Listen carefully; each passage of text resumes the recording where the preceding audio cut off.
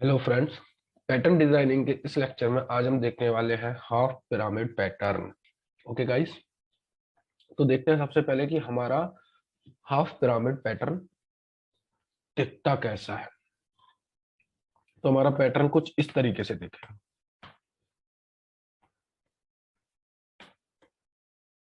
हमें इस तरीके का पैटर्न बनाना। तो अभी तक के जो हमने अपने पिछले प्रोग्राम्स बनाए थे, जिसमें हमने सॉलिड रेक्टेंगल का प्रोग्राम किया था, होलो रेक्टेंगल का प्रोग्राम किया था, तो उसमें क्या हो रहा था, जो हमारी आई की वैल्यू थी, जो हम आउटर लूप था, फोर लूप आउटर, वो इस डायरेक्शन में चल रहा था। ये क्या है? ये है लेंथ। ओके। और जो हमारा इनर लूप था वो चल रहा था इस डायरेक्शन में। ओके। तो वहां पर क्या हो रहा था कि हर एक लाइन में, आप अगर सॉलिड रेक्टेंगल की बात करें, तो हर एक रो में हम विड्थ के बराबर वैल्यूज को प्रिंट करा रहे थे। लेकिन यहाँ पर क्या हो रहा है? यहाँ पे जस्ट अपोजिट है, मतलब थोड़ा सा डिफरेंस है। वहां पर क्या हो रहा था, हर रो में एक fix number of stars print हो रहे थे। सपोज अगर हमने विड्थ 5 लिया तो हर रो में 5 स्टार प्रिंट होंगे। लेकिन यहाँ पर क्या हो रहा है, अगर आप पहली रो को देखें तो पहली रो में सिर्फ एक ही स्टार प्रिंट हो रहा है। अगर आप दूसरी रो को देखें तो दूसरी रो में 2 स्टार प्रिंट हो रहा है। तीसरी रो को देखते हैं तो तीसरी रो में 3 स्टार प्रिंट हो रहा है। तो यानी कि ये रो के अकॉर्डिंग हो रहा है। पहली रो तो 1 स्टार, रो अगर नंबर 2 है तो 2 स्टार, रो नंबर 3 है तो 3 स्टार। तो जो लॉजिक है इसके पीछे का, वो लॉजिक क्या है? एक्चुअली इसका लॉजिक कुछ इस तरीके से कि अगर हमारी रो पहली है, आई की वैल्यू अगर 1 है, आई रिप्रेजेंट कर रहा है रो को। ओके। आई की वैल्यू अगर हमारी 1 है तो जे की वैल्यू 1 है। ओके। जे की वैल्यू और आई की वैल्यू दोनों 1 से स्टार्ट हो रही है, क्योंकि रो नंबर 1 है। और आई जो है वो रिप्रेजेंट कर रहा है रो को। ओके। और जे किसको रिप्रेजेंट कर रहा है? कॉलम को। तो आई की वैल्यू चलेगी, पहले 1 होगी तो आई यहाँ होगा, फिर 2 हुई तो आई यहाँ पहुंच जाएगा, 3 हुआ आई की वैल्यू तो फिर आई यहाँ आ जाएगा, 4 हुआ तो आई यहाँ आ जाएगा, और 5 हुआ आई तो आई यहाँ आ जाएगा। अगर जे की वैल्यू 1 है तो जे यहाँ आ जाएगा, जे की वैल्यू 2 है तो जे यहाँ आ जाएगा, जे की वैल्यू 3 है तो जे यहाँ आ जाएगा। ओके। ओके। तो हम यहाँ थे। अब अगर हमारी रो नंबर 2 है, दूसरी रो में आए, तो आई की वैल्यू तो 2 हो गई, लेकिन जे की वैल्यू 1।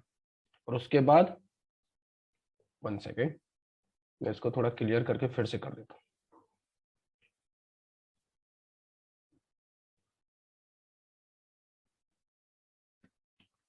अगर हमारी आई की वैल्यू है स्टार्टिंग में 1, तो जे की वैल्यू भी 1, क्योंकि दोनों 1 से स्टार्ट हो रहे हैं। सेकंड रो में आई की वैल्यू 2 हुई, लेकिन जे की वैल्यू तो हर बार 1 से ही स्टार्ट होगी, क्योंकि सबसे पहले वो पहले कॉलम में प्रिंट करेगा, उसके बाद सेकंड कॉलम में। तो इस तरीके से फिर आई की वैल्यू हुई 3, लेकिन जे की वैल्यू सो 1 से स्टार्ट होगी, फिर 3 2 एंड देन 3 3। तो ये हो क्या रहा है, एक्चुअली जे की वैल्यू हर बार 1 से स्टार्ट हो रही है और कहां तक जा रही है? जहां तक कि हमारी आई है। सेकंड रो में आई की वैल्यू 2 है तो जे 1 से स्टार्ट हुआ और 2 तक गया। थर्ड रो में आई की वैल्यू 3 है तो जे 1 से स्टार्ट होकर के 3 तक गया। ओके। तो मुझे लगता है कि आपको थोड़ा थोड़ा सा लॉजिक समझ में आ रहा होगा, लेकिन चलिए फिर भी हम इसका प्रोग्राम करते हैं। तो मैंने यहाँ पर क्या किया, हेडर फाइल्स को इंक्लूड कर लिया। हेडर फाइल्स को हम क्यों इंक्लूड करते हैं? ताकि हम लाइब्रेरी फंक्शंस को यूज कर सकें। मैं यहाँ पर कमेंट कर दे रहा हूँ, including header files for library functions. इनकी मदद, इन हेडर फाइल्स की मदद से हम स्कैनफ, प्रिंटफ जैसे फंक्शंस का यूज कर सकते हैं बिना किसी फंक्शन डिक्लेरेशन और डेफिनेशन के। बिकॉज जो हेडर फाइल्स होती है उनके अंदर हमारे लाइब्रेरी फंक्शंस की डिक्लेरेशन होती है, और जो लाइब्रेरी फाइल्स होती है उनके अंदर हमारे लाइब्रेरी फंक्शंस की डेफिनेशन होती है। ओके। इसमें बहुत ज्यादा बिगिनर्स लेवल के जो प्रोग्रामर होते हैं वो कंफ्यूज हो जाते हैं कि हेडर फाइल और लाइब्रेरी फाइल्स का क्या यूज होता है, ये क्या है क्या नहीं है, और इंटरव्यूज में ये वाला क्वेश्चन पूछ भी लिया जाता है। उसके बाद यहाँ पर मेन फंक्शन है, मैं यहाँ पर लिख देता हूँ मेन फंक्शन। और सी प्रोग्राम का जो भी, सी लैंग्वेज में आप जो भी अपना प्रोग्राम बनाएंगे वो बिना मेन फंक्शन के रन नहीं होने वाला है, क्योंकि ये सी लैंग्वेज की डॉक्यूमेंटेशन में डिफाइंड है कि आपके प्रोग्राम में मेन फंक्शन का होना अनिवार्य है। उसके बाद मैंने इंटीजर टाइप के यहाँ पे कुछ वेरिएबल्स को डिक्लेयर किया है। Declaration of integer type variable. कौन कौन से वेरिएबल्स यहाँ पर हमने डिक्लेयर किए हैं? यहाँ पर हमने डिक्लेयर किया है आई जे एंड लेंथ नाम के वेरिएबल को। उसके बाद हमने स्क्रीन पर प्रिंटफ फंक्शन की मदद से एक मैसेज प्रिंट कराया कि enter the length of pattern. उसके बाद हमने एक एस्केप सीक्वेंस का यूज किया, बैकस्लैश एन। इस का ये जो एस्केप सीक्वेंस है वो न्यू लाइन एस्केप सीक्वेंस है। ये एक नई लाइन इंसर्ट करने के लिए यूज किया जाता है।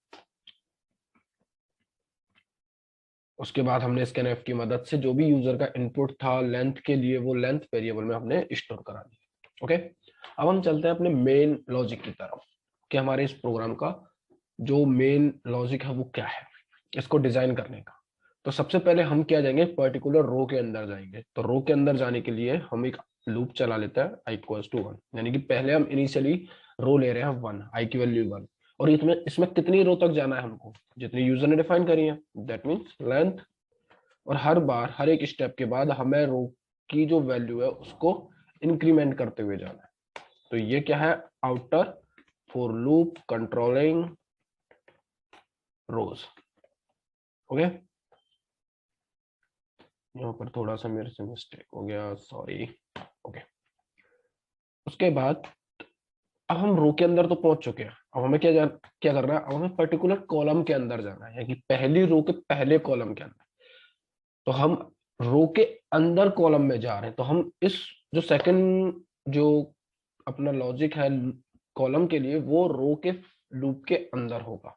तभी हम उस पर्टिकुलर रो के अंदर जाने के बाद उस पर्टिकुलर कॉलम पर जा पाएंगे। तो कॉलम की वैल्यू देखिए, कॉलम की वैल्यू हर बार 1 से स्टार्ट हो रही है। ओके, क्योंकि ये देखिए, इधर देखिए, और जे की जब आई की वैल्यू 1 थी तो जे की वैल्यू 1, जब आई की वैल्यू 2 हुई तो जे की वैल्यू 1 से स्टार्ट होकर के 2 तक गई। दैट मींस आई की वैल्यू 1 से स्टार्ट होकर के कहां तक जा रही है, जब तक कि जे की वैल्यू लेस देन और इक्वल्स टू आई नहीं हो जाता। एंड देन हर एक स्टेप पर हम इसको इंक्रीमेंट कर देंगे। Inner for loop controlling column. Okay, no doubt. अब हम पहली रो के अंदर गए, आई की वैल्यू 1 हुई। सबसे पहले हमने यहाँ पर देखा कि आई की वैल्यू 1 है, ऑब्वियसली 1 है। फिर उसने देखा, कंडीशन को मैच किया इसके साथ कि I is less then equal to length है, बिल्कुल ऑब्वियसली लेंथ की वैल्यू सपोज कीजिए हमारे पास 5 है और आई की वैल्यू है 1, तो 1 जो है 5 से छोटा है, बिल्कुल है, तो वो लूप के अंदर जाएगा। जे की वैल्यू हुई 1। ओके, जे की वैल्यू क्या आई की वैल्यू के इक्वल या फिर उससे छोटी है? आई की वैल्यू क्या है, 1, तो जे की वैल्यू भी 1, तो वो दोनों इक्वल है, तो ऑब्वियसली इसके अंदर जाएगा लूप के अंदर। ओके, तो यहाँ पर हम प्रिंटिंग की बात करते हैं कि हमारे जो पैटर्न की रिक्वायर्ड वैल्यू क्या है। यहाँ पर हम स्टार में प्रिंट करा रहे हैं, तो हमारी रिक्वायर्ड वैल्यू क्या है, स्टार। तो हम क्या करेंगे, यहाँ पर स्टार को प्रिंट करा देंगे। और जब हमारी एक रो के सारे कॉलम्स फिल हो जाएंगे, उसके बाद हमें सेकंड रो पे आना होगा, और सेकंड रो पे आने के लिए हमें न्यू लाइन कैरेक्टर चाहिए। तो हम यहाँ पर, जब हमारे ये पूरा ये वाला जो लूप है, ये किसको रिप्रेजेंट कर रहा है, कॉलम को रिप्रेजेंट कर रहा है। तो एक रो के सारे कॉलम जब कवर हो जाएंगे, उसके बाद हमें क्या, न्यू लाइन पर आना है। इसलिए मैंने यहाँ पर printf backslash n new line character का यूज किया है। ओके, उसके बाद यहाँ पर रिटर्न 0 क्यों, क्योंकि मैंने फंक्शन को रिटर्निंग टाइप रखा है, इंटीजर टाइप रखा है। अगर आप कुछ भी रिटर्न नहीं कराना चाहते तो आप इंट की जगह पर वॉइड भी लिख सकते हैं। तो हमारा प्रोग्राम कंप्लीट हो गया है। चलिए इसको रन करके देखते हैं कि हमें हमारा डिजायर्ड आउटपुट दे रहा है या नहीं। ओके, तो सबसे पहले हम इसमें 5 के लिए चेक करते हैं। तो बिल्कुल सही है, 5 लेंथ है इसकी, और बिल्कुल जो हमें जिस वे में हमें हमारा पैटर्न डिजाइन कराना था उस वे में ये हमारे पैटर्न को डिजाइन कर रहा है। चलिए एक बार और थोड़ी बिगर आउटपुट के लिए देख लेते हैं कि ये उस पर वर्क कर रहा है या नहीं। तो मैं इस टाइम लेंथ ले लेता हूँ 25। सी, अच्छा लग रहा है मुझे भी। तो आज के इस लेक्चर में सिर्फ इतना ही। मिलते हैं अगले लेक्चर में अगले इंटरेस्टेड पैटर्न के साथ।